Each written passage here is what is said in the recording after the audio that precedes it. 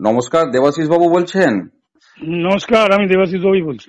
বলছি দাদা, supreme court রাজ্যকে 6 সপ্তাহ সময় দিয়েছিল মিনিমাম 25% বকেয়া ডিএ মিটিয়ে দেওয়ার জন্য। হুম, সেই সময় শেষ হবার আগে যদি হুম, রাজ্য কোনো পদক্ষেপ না নেয়, হুম। সেক্ষেত্রে অন্যতম সংগঠন হিসাবে আপনারা কি পদক্ষেপ গ্রহণ করবেন?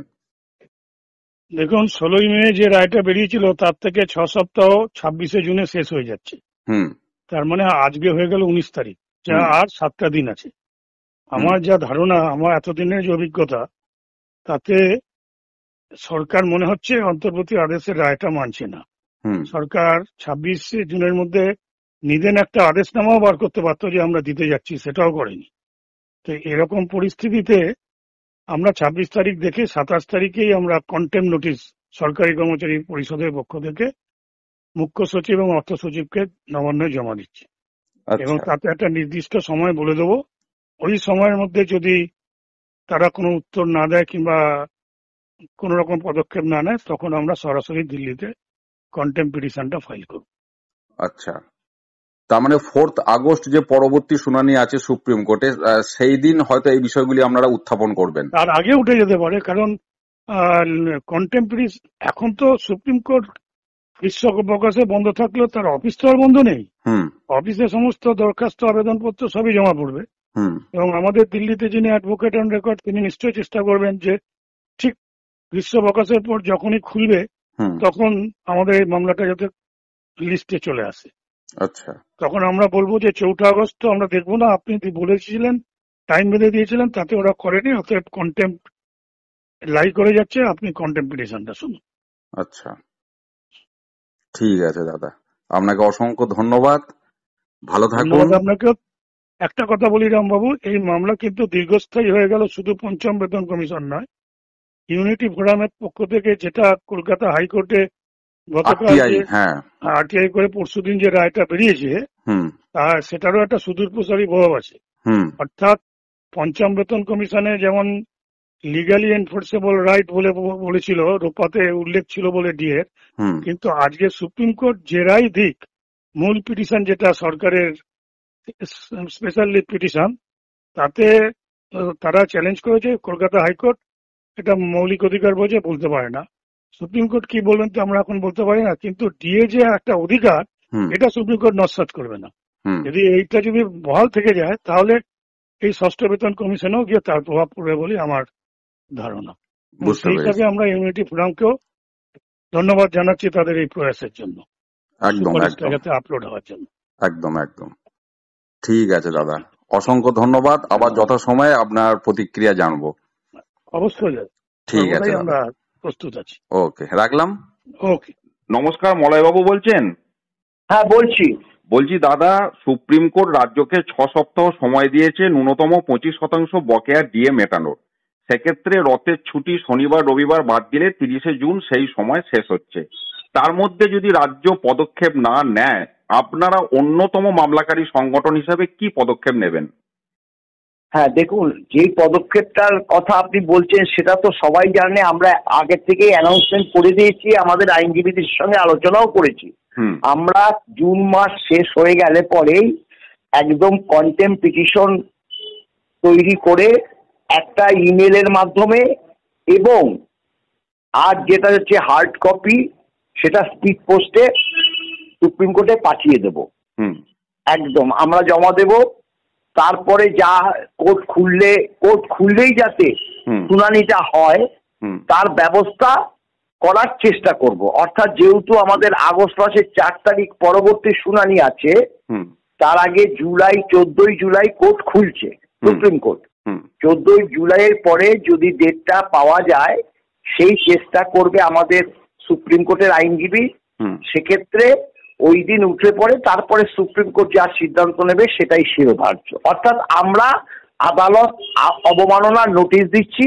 সেই নোটিশ আমরা নবান্নতে গিয়ে চিফ সেক্রেটারি এবং ফিনান্স সেক্রেটারিকে গিয়েও জমা দিয়ে আসবো, এবং বাই নেমে হবে। এবার তো আপনার আদালত অবমাননা তো সরকার বলতে বাই নেমে চিফ সেক্রেটারি এবং ফিনান্স সেক্রেটারি, আপনারা তো জানেন এই হুম, দুজনের নামে আদালত অবমাননার যে মানে চলছে উচ্চ আদালতে, সেটাই কন্টিনিউশন হবে এবং সেটা চলে যাবে এবার সর্বোচ্চ আদালতে।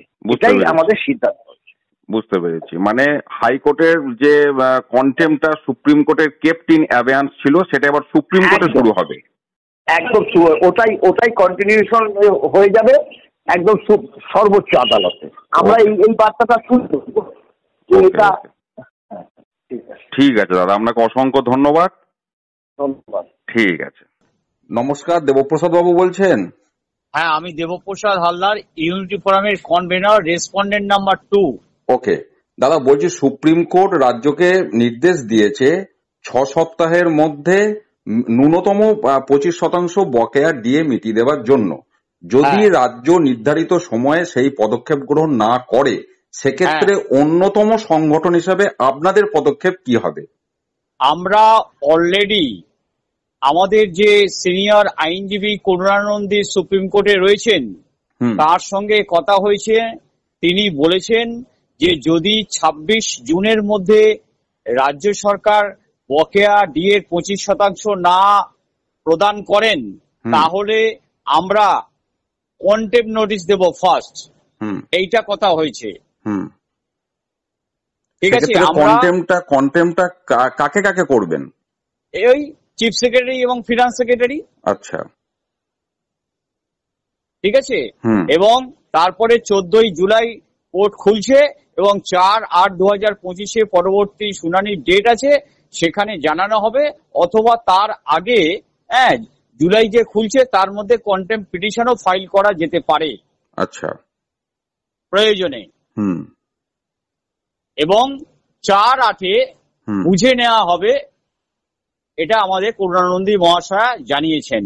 আচ্ছা, যে এই যে অর্ডারটা দিয়েছে এটা কোনোভাবেই কিন্তু রাজ্য সরকার ভায়োলেট করতে পারেন না, এটা জানিয়েছেন। বুঝতে পেরেছি।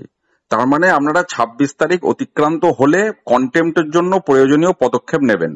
পরপর 3 দিন ছুটি আছে, 27, 28, 29, 30শে জুন অবধারিত সরকারের কাছে কন্টেম্প নোটিশ পাঠাবেন আমাদের আইনজীবীরা। বুঝতে পেরেছি।